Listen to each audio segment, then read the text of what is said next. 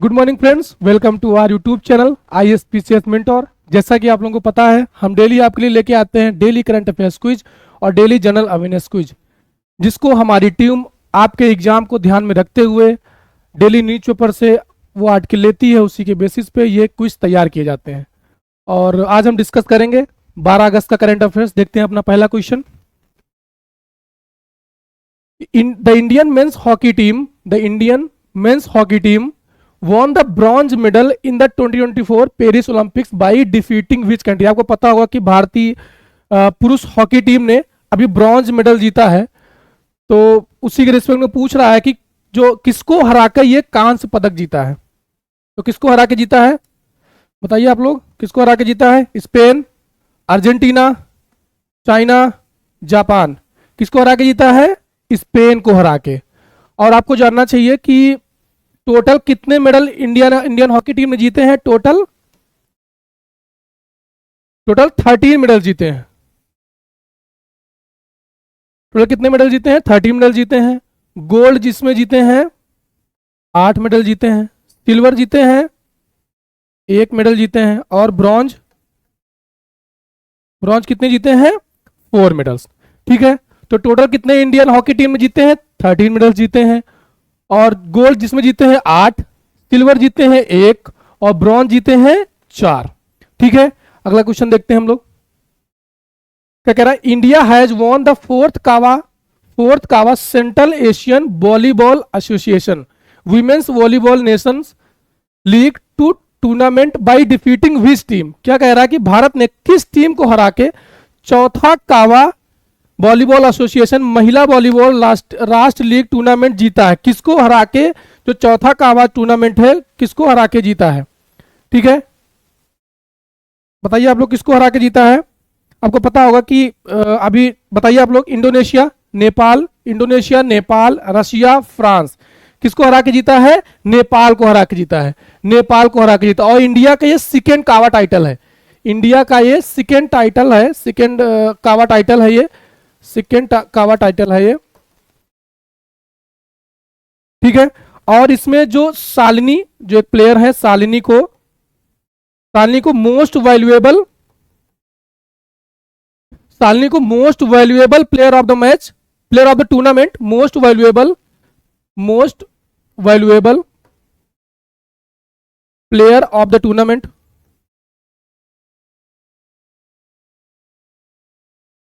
Player of the tournament इनको दिया गया। ठीक है, किसको डिक्लेयर किया गया? शालिनी जी को most valuable player of the tournament declare किया गया। ठीक है, और इसमें कितने टीम ने पार्टिसिपेट किया, ये भी जानना चाहिए आपको। कितनी टीम ने पार्टिसिपेट किया इसमें? 5 टीम ने। कितनी टीम ने पार्टिसिपेट किया इसमें? 5 टीम ने पार्टिसिपेट किया इसमें। 5 नेशंस, 5 देश ने इसमें पार्टिसिपेट किया, 5 राष्ट्रों ने। कौन कौन से? एक तो हो गया इंडिया, नेपाल, ठीक है, मालदीव्स, श्रीलंका एंड ईरान। ठीक है, तो कौन कौन से देशों ने इसमें पार्टिसिपेट किया? India, Nepal, Maldives, Sri Lanka and Iran. ठीक है, और फाइनल किसके किसके बीच में था? इंडिया और नेपाल के बीच में। तो किसको हरा के इंडिया ने फाइनल जीता है? नेपाल को हरा के इंडिया ने सेकेंड कावा टाइटल जीता है। ठीक है, और मोस्ट वैल्यूएबल प्लेयर मैंने आपको बताया। ठीक है, आगे देखते हैं क्वेश्चन। क्या कह रहा है? The Reserve Bank of India has increase the limit for paying taxes through the UPI payment system to how much. क्या किया अभी जो यूपीआई, भारतीय रिजर्व बैंक ने क्या किया कि यूपीआई भुगतान प्रणाली के माध्यम से जो करों का भुगतान करने की जो सीमा थी, उसको बढ़ा दिया है। पहले वो सीमा थी 1 लाख रुपए। ठीक है, 1 लाख रुपए तक का करों का भुगतान कर सकते थे, और अब कितना कर दिया गया उसको? अब कितना कर दिया गया वही पूछ रहा। बताइए आप लोग। 5 लाख प्रति लेन देन, 4 लाख प्रति लेन देन, 6 लाख प्रति लेन देन, 3 लाख प्रति लेन देन। कितना कर दिया गया है? 5 लाख, 5 लाख पर ट्रांजैक्शन। ठीक है, आगे देखते हैं हम लोग। क्या कह रहा है? Which satellite will be launched by ISRO on its 55th foundation day 15 अगस्त 2024। इसरो अपने 55वें स्थापना दिवस 15 अगस्त 2024 को कौन सा उपग्रह प्रक्षेपित करेगा? कौन सा उपग्रह प्रक्षेपित करेगा? बताइए। GSAT-30, RISAT-2B, EOS-08 और कार्टोसैट-3 किसको करेगा? EOS-08 अर्थ ऑब्जर्वेशन सैटेलाइट। क्या है? अर्थ ऑब्जर्वेशन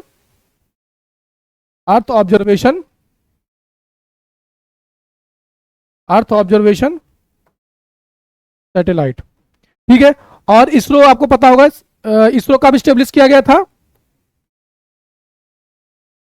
इसरो कब स्टेब्लिश किया गया था? 15 अगस्त 1969 को। तो उसी कह रहा है कि जो 55वीं जो फाउंडेशन डे है, 55th जो स्थापना दिवस है, उसमें कौन सा सैटेलाइट किया जाएगा? अर्थ ऑब्जर्वेशन सैटेलाइट 08। ठीक है। और अर्थ ऑब्जर्वेशन सैटेलाइट जो है यूएस, ठीक है, इसको किस में प्लेस किया जाएगा? लो अर्थ ऑर्बिट में। यह भी याद रखना है आपको, लो अर्थ ऑर्बिट में इसको प्लेस किया जाएगा। और कौन सा लॉन्च व्हीकल होगा? स्मॉल सैटेलाइट,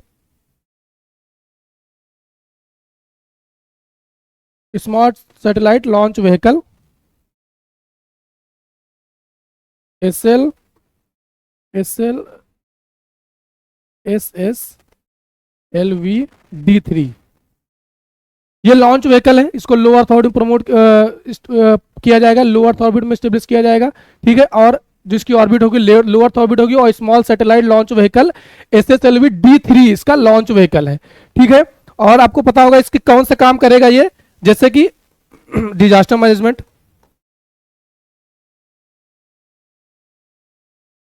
ठीक है, इन्वायरमेंटल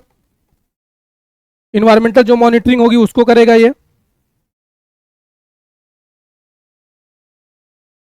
ठीक है। और जो फायर डिटेक्शन हो रहे हैं, आपको पता होगा कि फायर बहुत तेजी से गर्मियों में होती है, स्पेशली माउंटेनस रीजन में, तो फायर डिटेक्शन करेगा, डिजास्टर मैनेजमेंट करेगा, एनवायरमेंटल मॉनिटर करेगा। ठीक है। ये उसके काम होंगे। ठीक है। इसको प्लेस किया जाएगा लो अर्थ ऑर्बिट में। ये इसका जो लॉन्च व्हीकल है वो स्मॉल सैटेलाइट लॉन्च व्हीकल है, D3 करके। ठीक है। आगे देखते हैं हम लोग next. Which team won the Vigyan team award at the first Rashtriya Vigyan पुरस्कार अनाउंस्ड ऑन 7 अगस्त 2024? क्या कह रहा है? 7 अगस्त 2024 को घोषित पहले राष्ट्रीय विज्ञान पुरस्कार। क्या कह रहा है? पहला जो भी हो रहा है उसको याद रखना है। पहले राष्ट्रीय विज्ञान पुरस्कार में किस टीम ने विज्ञान पुरस्कार जीता? ठीक है। किस टीम ने जीता है बताइए आप लोग? The Mars orbiter mission team, the Gaganyaan mission team, GSAT-30 team या चंद्रयान-3 टीम? किसने जीता है? चंद्रयान-3 टीम ने जीता है। ठीक है। आपको भी पता होना चाहिए, फर्स्ट जो पहली बार ये जो अवार्ड है, जो ये फर्स्ट राष्ट्रीय विज्ञान पुरस्कार है ये,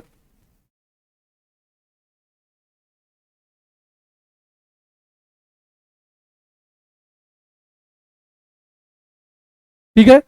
और आपको ये भी पता होना, जो नेशनल जो अभी क्या किया हमारे प्रधानमंत्री ने कि जो नेशनल स्पेस डे है उसको कब मनाया जाएगा? 23 अगस्त को। 23 अगस्त को मनाया जाएगा। और आपको ये भी पता होना चाहिए कि इसी दिन जो चंद्रयान-3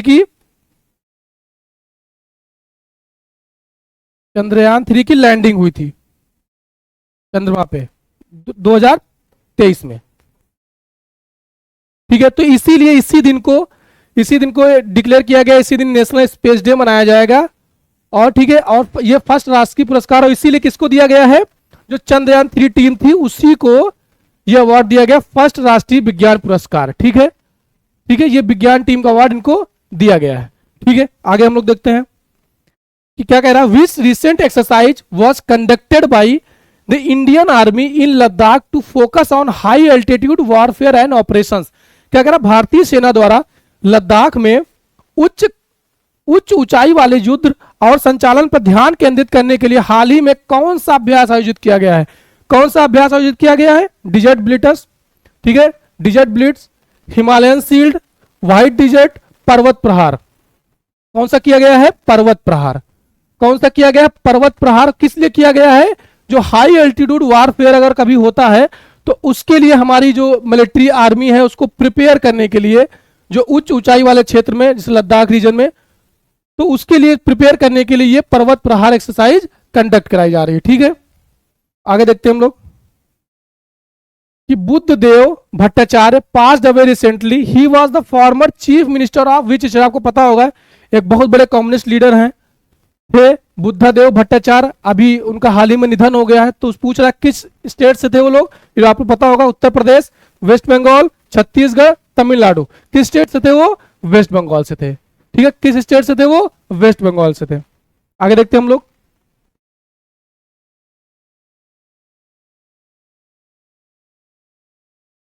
कि who has recently took over as the director general hospital services armed forces. क्या कह रहा है, हाल ही में महानिदेशक अस्पताल सेवा, महानिदेशक अस्पताल सेवा सशस्त्र बल का पदभार किसने संभाला? कि पदभार किसने संभाला बताइए आप लोग? Vice admiral Anupam Kapoor, vice admiral Dinesh Kumar Tripathi, vice admiral Sanjay Jasjit Singh, vice admiral Rajesh Pendharkar. किसने किया है? वाइस एडमिरल अनुपम कपूर जी बने हैं, क्या बने हैं? Director general hospital services armed forces. ठीक है, आपको याद रखना है ये। आगे देखते हैं हम लोग कि Aman Sehrawat has entered the semifinals of which category of freestyle in Paris Olympics. अभी आपको पता होगा कि अमन सहरावत जी जो है मेडल जीता है इन्होंने, ठीक है, ब्रॉन्ज मेडल जीता है। तो किस कैटेगरी से रेसलर है ये? किस कैटेगरी से लड़े थे ये? 57 किलोग्राम। किस कैटेगरी से लड़े थे? 57 किलोग्राम से, और इन्होंने क्या जीता है? Bronze medal. ठीक है, आगे देखते हैं हम लोग कि in August 2024, August 2024 which Indian naval ships conducted a maritime partnership exercise. कौन सी exercise? Maritime partnership exercise. Maritime partnership exercise किसके किसके बीच में?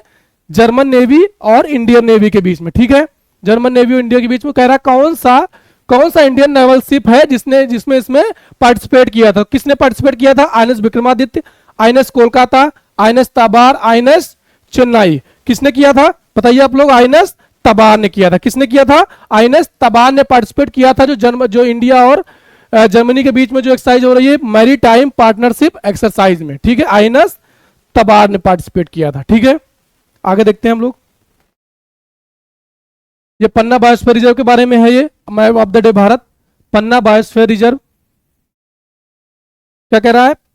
Is the third in Madhya Pradesh to be included in the list after Pachmarhi and Amarkantak. वो पता होगा कि एमपी में 3 बायोस्फीयर रिजर्व है।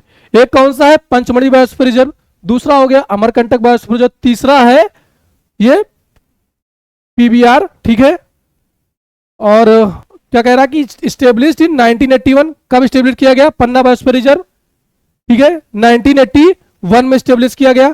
और लोकेटेड कहां पे है? पन्ना एंड छतरपुर डिस्ट्रिक्ट में of Madhya Pradesh with an area of around 540 square kilometre. ठीक है, क्या कह रहा है? 1981 में इसको स्थापित किया गया, जो कि मध्य प्रदेश के पन्ना और छतरपुर जिले में लगभग 540 स्क्वायर किलोमीटर के क्षेत्र में स्थित है। ठीक है, आगे देखते हैं क्या कह रहा है? 1994 में जो Panna national park got the status of project tiger reserve as India 22nd tiger reserve. ठीक है, क्या कह रहा है? 1994 में पन्ना राष्ट्रीय उद्यान को 1994 में पन्ना राष्ट्रीय उद्यान को भारत के 22वें बाघ रिजर्व के रूप में प्रोजेक्ट टाइगर रिजर्व का दर्जा मिला। कब मिला दर्जा? 1994 में। ठीक है, आगे देखते हैं हम लोग कि it is situated in the Vindhyan mountain range. कहां पे है ये? कहां पे सिचुएटेड है ये? विंध्य माउंटेन रेंज में सिचुएटेड है in the northern part of Madhya Pradesh. ठीक है, केन रिवर, आपको पता होगा केन रिवर जो है one of the least polluted tributary of Yamuna river. Ken river किसकी ट्रिब्यूटरी है? यमुना की ट्रिब्यूटरी है।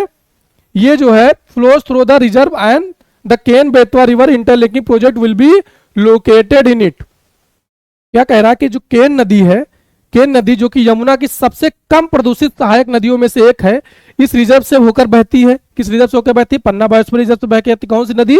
केन नदी, जो किसकी सहायक नदी है? यमुना की है। और क्या कह रहा है? केन बेतवा नदी प्रोजेक्ट, आपको पता हो केन बेतवा जो रिवर लिंकिंग प्रोजेक्ट चल रहा है, केन बेतवा नदी को जोड़ने वाली परियोजना भी इसी रिजर्व में स्थापित होगी। ठीक है, क्या कह रहा है? The region is also famous for Panna diamond mining. आपको पता होगा पन्ना डायमंड, जो पन्ना डायमंड माइनिंग के लिए भी ये रीजन बहुत ही फेमस है। ठीक है, आगे देखते हैं हम लोग। क्या कह रहा है? 2011 it was notified as biosphere reserve by the union ministry of environment forest and climate change. मतलब 2011 में इसको नोटिफाई किया गया एज अ बायोस्फीयर रिजर्व। किसके द्वारा? इंडियन मिनिस्ट्री, जो इंडियन यूनियन मिनिस्ट्री है of environment, forest and climate change के द्वारा। इसके बाद 2018 में इसको it witnessed a remarkable turn around in tiger population by increasing their numbers remarkably from zero estimated to a decade ago. क्या कह रहा है कि 2018 तक इसने बाघों की आबादी में उल्लेखनीय बदलाव देखा। एक दशक पहले अनुमानित शून्य से उसकी संख्या में उल्लेखनीय वृद्धि हुई है। मतलब over the period of time जो टाइगर पॉपुलेशन थी वो बढ़ी है यहाँ पे, ठीक है। क्या कह रहा है कि 2020 में यूनेस्को ने इसको इंक्लूड किया, मैन एंड बायोस्फीयर प्रोग्राम है, ठीक है। तो 2020 में इसको man and biosphere reserve, man and biosphere programme है जो यूनेस्को का, उसमें इसको इंक्लूड किया गया। कब किया गया? 2020 में, ठीक है। आगे देखते हैं हम लोग। ये पैसिफिक ओशन के बारे में है, जो मैप ऑफ द वर्ल्ड है पैसिफिक ओशन के बारे में, ठीक है। क्या कह रहा है? Pacific Ocean holds the title of the world's largest ocean covering one third of the earth surface area.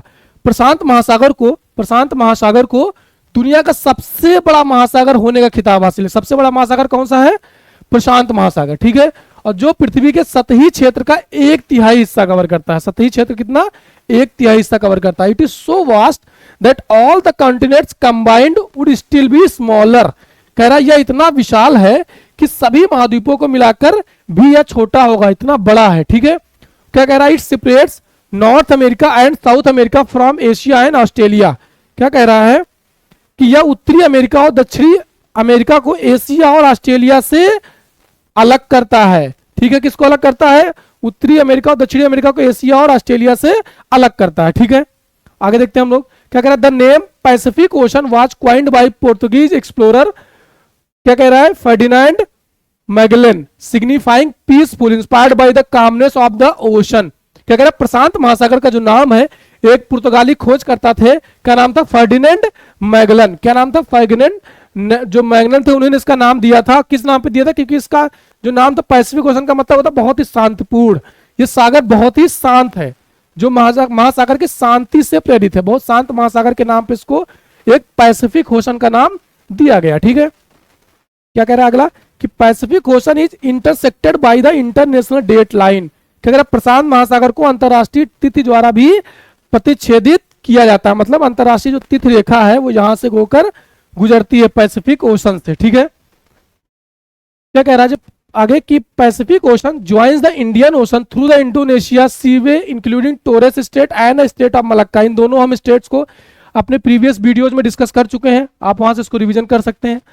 अगर फिर भी आपको समझ नहीं आता तो आप हमें कमेंट सेक्शन में जाके बता सकते हैं, हम उसको नेक्स्ट वीडियो में डिस्कस कर देंगे डिटेल में। क्या कह रहा है? प्रशांत महासागर इंडोनेशियाई समुद्री मार्ग के माध्यम से हिंद महासागर से जुड़ता है, जिसमें टोरेस जल डमरू मध्य और मलक्का जल डमरू मध्य शामिल है।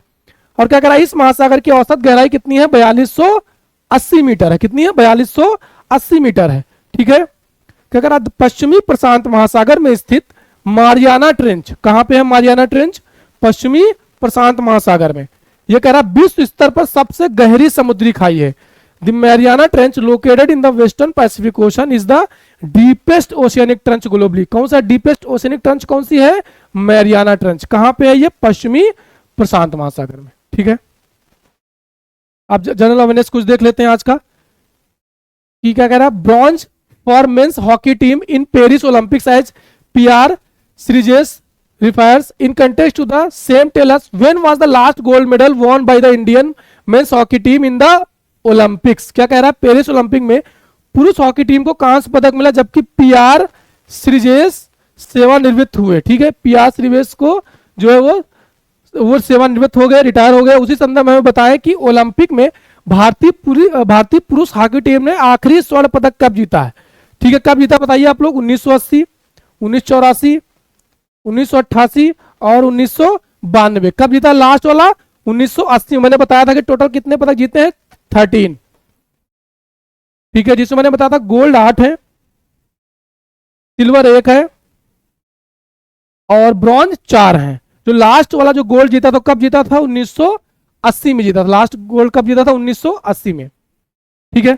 क्या कह रहा है कि इंडिया विंस द 4th कावा women's volleyball national league. In context to the same, tell us which country hosts the headquarters of the Central Asian Volleyball Association? Bharat ने 4वीं कावा महिला वॉलीबॉल राष्ट्रीय लीग जीती।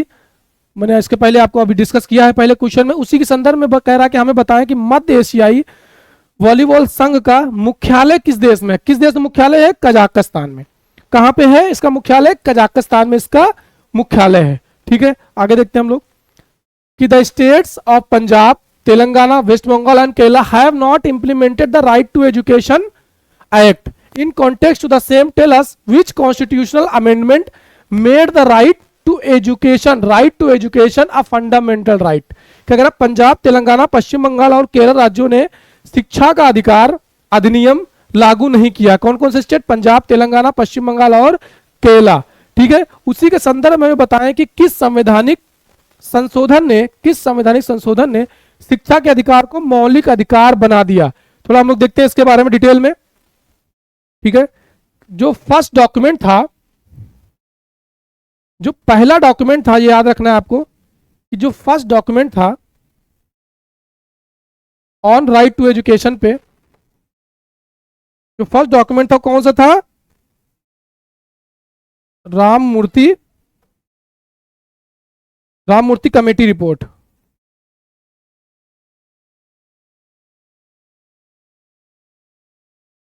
उन्नीस सौ 1990 में आई थी ये।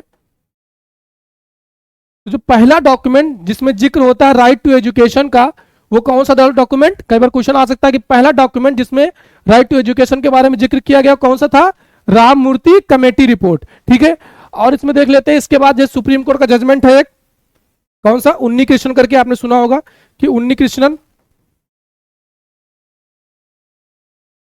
Krishnan IP versus state of Andhra Pradesh and others. और ये ठीक है, इसमें क्या बोला गया कि एजुकेशन एक फंडामेंटल राइट है, एजुकेशन फंडामेंटल राइट है एक, जो कहां से ओरिजिनेट होता है, आर्टिकल 21 से। तो कौन सा केस था वो जिसमें सुप्रीम कोर्ट ने जो है एजुकेशन को एक फंडामेंटल राइट माना और उसको कहां से जोड़ा, आर्टिकल 21 से। तो वो कौन सा था वो केस, उन्नी Krishnan IP versus state of Andhra Pradesh and others. ठीक है, और देख लेते हैं एक तापस मजूमदार कमेटी थी एक, जिसने, ठीक है, एक तपस, ये चीज याद रखनी है, तपस मजूमदार, जो भी मैं बता रहा हूं तो लिखते हुए जाना है। तपस मजूमदार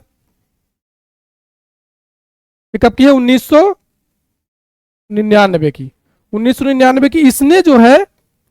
इसने जो है इंसर्शन किया किसका, आर्टिकल 21A का। ठीक है, आपको पता होगा कि जो तपस जो मौजूदार कमेटी थी उसने इंसर्ट करा किसको, आर्टिकल 21 को। आपको पता होगा कि 86 कॉन्स्टिट्यूशनल अमेंडमेंट एक्ट, जिसके द्वारा आर्टिकल 21 को जोड़ा गया और 6 से 14 वर्ष के बच्चों के लिए एक राइट टू एजुकेशन को एक फंडामेंटल राइट बनाया गया। ठीक है, और क्या किया गया इसमें, और इसी के थ्रू एक RT right to education act भी बनाया गया, आरटी एक्ट बनाया गया 2009 को।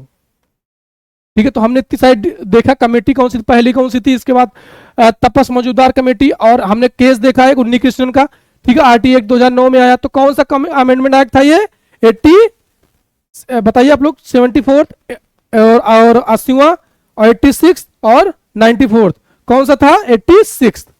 ठीक है, तो 86 कॉन्स्टिट्यूशन अमेंडमेंट एक्ट से आर्टिकल 21A जोड़ा गया। ठीक है, इसमें 6 से 14 वर्ष के जो बच्चे हैं उनके लिए जो ये राइट टू एजुकेशन को एक फंडामेंटल राइट बनाया गया। ठीक है, चलिए आगे देखते हैं हम लोग क्या कह रहा है कि MPC votes to keep repo rate क्या होता है, जिसमें जो आरबीआई जिस रेट पे, द रेट एट विच जो सेंट्रल बैंक है वो बैंक्स को, आरबीआई जो बैंक्स को जो पैसे देती है उसको बोलते हैं रेपो रेट। ठीक है, ठीक है, क्या कह रहा है, रेपो रेट क्या कह रहा है, MPC votes to keep repo rate the 9th consecutive time. ठीक है, in context to the same, tell us which tool is used by the central banks to control money supply and interest rates in monetary policy। Monetary policy याद रखना, किसमें, monetary policy में कह रहा है। MPC ने लगातार 9वीं बार रेपो दर को अपरिवर्तित रखने के लिए मतदान किया। ठीक है, उसी के संदर्भ में बताएं कि मौद्रिक नीति में धन की आपूर्ति, ठीक है, मनी सप्लाई और ब्याज दरों को नियंत्रित करने के लिए केंद्रीय बैंकों द्वारा किस उपकरण का उपयोग किया जाता है? ठीक है, आपको पता होना चाहिए। कौन सा बताइए? गवर्नमेंट स्पेंडिंग नहीं, ये तो फिस्कल पॉलिसी का पार्ट है, ये भी फिस्कल पॉलिसी नहीं है। क्या पूछ रहा है? मॉनेटरी पॉलिसी के अंदर कौन कौन से? ट्रेड रेगुलेशन है नहीं, तो कौन सा है? Open market operation. Open market operation के थ्रू जो है ये मनी सप्लाई को रेगुलेट करती है। कैसे रेगुलेट करती है? अगर सपोज मनी सप्लाई ज्यादा है, अगर क्या होता है ओपन मार्केट ऑपरेशन, पहले जान लेते हैं। ओपन मार्केट ऑपरेशन में क्या होता है, जो आरबीआई उसमें क्या करती है? सेल या परचेज करती है किसको? बॉन्ड्स को, जो भी गवर्नमेंट सिक्योरिटीज है, जो गवर्नमेंट सिक्योरिटीज है उनका खरीद बिक्री करती है, सेल या परचेज करती है गवर्नमेंट सिक्योरिटीज को, उसी को बोलते हैं ओपन मार्केट ऑपरेशंस। अगर अगर अगर इसी में सपोज अब इसमें अगर लिक्विडिटी मार्केट में ज्यादा है, अगर लिक्विडिटी मार्केट में ज्यादा है तो क्या करेगी? सेल करेगी गवर्नमेंट सिक्योरिटीज का,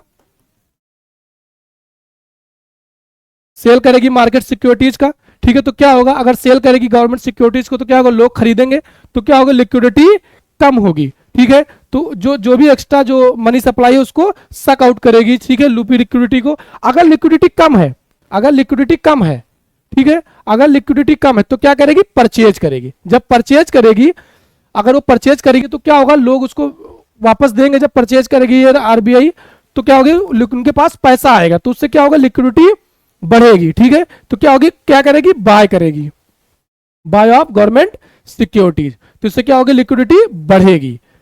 ठीक है, ये हमने देखा, इसको हम इकोनॉमिक्स में जब क्लासेस चल रही होंगी तो उसमें बहुत डिटेल में डिस्कस किया जाएगा। बाकी अगर आपको इसमें भी कोई कंफ्यूजन है तो आप कमेंट सेक्शन में बता सकते हैं। ठीक है, तो क्या कह रहा है? कौन सा? Open market. कौन सा ऑप्शन सही है? Open market operations. ठीक है, आगे देखते हैं हम लोग। ISRO to launch remote sensing satellite EO earth observation satellite 08, हमने इसके पहले हम डिस्कस कर चुके हैं, on 55th foundation day in which in context to the same tell us which of the following is primarily used for environmental monitoring and disaster management by earth observation satellites। क्या कर रहा है? इसरो 55वें स्थापना दिवस पर रिमोट सेंसिंग सैटेलाइट अर्थ observation satellite जो है US-8 satellite launch करेगा। उसी के संदर्भ में हमें बताएं कि निम्नलिखित में से कौन सा मुख्य रूप से पृथ्वी अवलोकन उपग्रहों द्वारा पर्यावरण निगरानी और आपदा प्रबंधन के लिए उपयोग किया जाता है। किसको उपयोग किया जाता है? हमने इसके पहले डिस्कस किया, बताइए आप लोग। कौन सा है? GPS satellites, navigation satellites, communication satellites, weather satellite. कौन से हैं? वेदर सैटेलाइट्स है। कौन सा है? वेदर सैटेलाइट्स है। ठीक है, जिसमें क्या किया जाएगा? जो अवलोकन ग्रहों के द्वारा जो पर्यावरण निगरानी और आपदा प्रबंधन के लिए इनका उपयोग किया जाता है। किसका? वेदर सैटेलाइट्स का। ठीक है,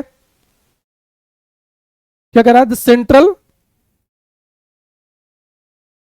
The Central Board of Direct Taxes reported that 72% of income tax assesses choose the new tax regime in 2023-2024. Consider the following statement। क्या कह रहा है? केंद्रीय प्रत्यक्ष कर बोर्ड ने क्या बताया कि 2023-24 में 72% जो आयकर थे करदाताओं ने नई कर व्यवस्था को चुना है। ठीक है, किसको चुना है? नई कर व्यवस्था लागू हुई, तो उसको डिटेल में डिस्कस करेंगे हम लोग। निम्नलिखित कथनों पर विचार, उसके रिस्पेक्ट में पूछ रहा है कि जो स्टेटमेंट दिए गए हैं उस पर विचार करें। क्या स्टेटमेंट है कि the CBDT is a statutory body under the ministry of finance responsible for the formulation and implementation of direct policies in India. ठीक है, सीबीडीटी वित्त मंत्रालय के तहत एक वैधानिक निकाय है, बिल्कुल सही, जो भारत में प्रत्यक्ष कर नीतियों के निर्माण और कार्यान्वयन के लिए जिम्मेदार है, बिल्कुल सही है। जो प्रत्यक्ष कर के निर्माण, ठीक है, जो प्रत्यक्ष कर के निर्माण और कार्यान्वयन के लिए जिम्मेदार है। फिर दूसरा क्या कह रहा है? CBDT oversees the functioning of the income tax department, advisers the government on direct tax related matters, बिल्कुल सही है। क्या कह रहा है? सीबीडीटी अप्रत्यक्ष करों, क्या कह रहा है? Oversees the functioning of income tax department and advisers. CBDT is involved in the administration of indirect taxes. जो दूसरा ऑप्शन था, मैं तीसरा पढ़ गया था गलती से। क्या कह रहा है? CBDT is involved in the administration of indirect taxes such as GST। आपको पता होगा जब इसका नाम ही है central board of direct taxes, तो किसकी बात करता है? ये डायरेक्ट टैक्सेस की बात करता है। इसमें क्या कह रहा है? CBDT is involved in the administration of indirect taxes. क्या मतलब, ये ऑप्शन गलत हो गया। इनडायरेक्ट टैक्सेस ने डायरेक्ट टैक्सेस करता है, ठीक है। तो सीबीडीटी प्रत्यक्ष करों के मामले में जो है प्रशासन में शामिल है, ना कि अप्रत्यक्ष करों में। तो ये ऑप्शन गलत हो गया, दूसरा ऑप्शन गलत हो गया। अगर आप दूसरा ऑप्शन गलत कर देंगे तो अगर आप एलिमिनेट करेंगे तो सी एलिमिनेट हो गया, बी एलिमिनेट हो गया, डी एलिमिनेट हो गया, बचा कौन सा, ए, ठीक है। तो इस तरीके से एलिमिनेशन में भी आप इसको एलिमिनेशन टेक्निक से भी सॉल्व कर सकते हैं। तीसरा क्या कह रहा है, CBDT oversees the functioning of the income tax department and advisers the government on direct taxes matters. बिल्कुल सही, सीबीडीटी आयकर विभाग के कामकाज के देख रेख करता है और सरकार को प्रत्यक्ष कर से संबंधित मामलों पर भी सलाह देता है, ठीक है। तो कौन सा ऑप्शन सही है, ऑप्शन ए, 1 और 3, ठीक है। आगे देखते हैं हम लोग क्या कह रहा है। The Indian government announced the first ever Rashtriya Vigyan पुरस्कार, हम इसके पहले डिस्कस कर चुके हैं। The first ever Rashtriya Vigyan पुरस्कार अवार्डेड 2024 कंसीडर फॉलोइंग स्टेटमेंट। क्या कह रहा है, भारत सरकार ने 2024 के लिए पहली बार राष्ट्रीय विज्ञान पुरस्कार विजेताओं की घोषणा की। निम्नलिखित कथनों पर उसी के लिए कह रहा है विचार करें। क्या कह रहा है, अंतरिक्ष अन्वेषण और विज्ञान का सम्मान करने के लिए संयुक्त राज्य अमेरिका में मई के पहले शुक्रवार को प्रतिवर्ष राष्ट्रीय अंतर्राष्ट्रीय दिवस मनाया जाता है। क्या कह रहा है कि national space day is celebrated annually on the first Friday of May. कब मनाया जाता है, सही कह रहा है, कब मनाया जाता है, जो मई का पहला फ्राइडे होता है, ठीक है, in the university states to honour space exploration and science. बिल्कुल सही कह रहा है। दूसरा क्या कह रहा है, national space day was established by the ये यूनाइटेड नेशन ने एस्टेब्लिश नहीं किया था, ठीक है, to recognise the achievement of space mission globally.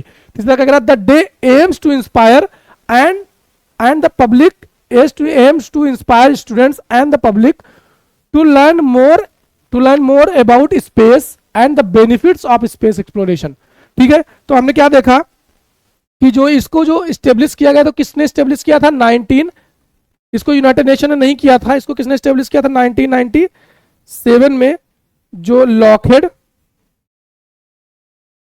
Lockheed Martin corporation ने इसको स्टेब्लिश किया था। कब किया था, 1997 में लॉकहेड मार्टिन कॉर्पोरेशन ने, ठीक है। इसके बाद जब धीरे धीरे ये फेमस हो गया तो इसको फिर उसी दिन पूरा विश्व इसको मनाने लगा। कब मनाने लग गया, फर्स्ट फ्राइडे जो होता है मई को, ठीक है। तो उसको यूनाइटेड नेशन ने इसको स्टेब्लिश नहीं किया था, तो दूसरा ऑप्शन गलत है, ठीक है। तो पहला और तीसरा सही है, तो कौन हो गया, ऑप्शन ए, ठीक है। कौन सा ऑप्शन हो गया, ए। आगे देखते हैं हम लोग 8वां क्वेश्चन कि chromosome components central to cell division evolve rapidly, ठीक है। क्या कह रहा है, कोशिका विभाजन के लिए केंद्रीय गुणसूत्र घटक तेजी से विकसित करते हैं। ये सारी चीजें आपको हमारे अभी साइंस का हमारा क्रैश कोर्स स्टार्ट हो गया, उसमें साइंस वाले सर आपको बहुत डिटेल में इसको पढ़ाएंगे। सेल और सेल वाला चैप्टर हो भी गया है, तो उससे आप अपना रिवीजन कर सकते हैं, ठीक है। तो क्या कह रहा है कि एक्स वाई गुणसूत्र वाले व्यक्ति लेकिन जननांग महिला जैसे दिखते हैं, सही है। एक्सेस गुणसूत्र वाले व्यक्ति लेकिन जननांग पुरुष वाले जैसे दिखते हैं, बिल्कुल सही। और डिम्ब ग्रंथि और विषण ऊतक दोनों वाले व्यक्ति, बिल्कुल सही, ठीक है। इसमें क्या है कि इसमें पहला ऑप्शन एक्स वाई गुणसूत्र वाले व्यक्ति बिल्कुल जननांग महिला जैसे दिख सकते हैं, एक्सेस गुणसूत्र वाले व्यक्ति लेकिन जननांग पुरुष जैसे दिखते हैं, ठीक है। तो इसमें कौन से तीनों ऑप्शन सही है, कौन से, ऑल ऑफ दी एबव। इसको साइंस में अच्छे से डिटेल में डिस्कस किया जा चुका है, आप वहां भी इसको देख सकते हैं, ठीक है। चलिए आज के लिए इतना ही। इन सब की पीडीएफ, जैसे कि आप लोगों को पता है, इन सब की पीडीएफ हमारे टेलीग्राम चैनल पे प्रोवाइड करा दी जाती है, आप वहां से डाउनलोड कर सकते हैं। उसका लिंक भी हमारे डिस्क्रिप्शन बॉक्स में दे दिया गया है। और अगर आपको कोई और भी समस्या है, पढ़ाई से रिलेटेड कोई भी कंफ्यूजन है, या आप जॉब करते हैं कैसे बैलेंस करें, या आपको समझ नहीं आ रहा कैसे स्ट्रेटजी बनाएं, या कम समय में कैसे रिविजन करें, तो उसके लिए हमारा एक 1-to-1 मेंटरशिप प्रोग्राम भी है, जिसका लिंक भी हमारे डिस्क्रिप्शन बॉक्स में दे दिया गया है, आप वहाँ से भी उसको ज्वाइन कर सकते हैं। आपको कोई भी समस्या है, कोई भी डाउट है, कोई भी कन्फ्यूजन है, वो हमारे मेंटोर से आप पूछ सकते हैं। वो आपसे कनेक्ट करेंगे कॉल पे और आपकी समस्या जो भी है उसका समाधान करने की कोशिश करेंगे। आज के लिए इतना ही। थैंक यू, धन्यवाद।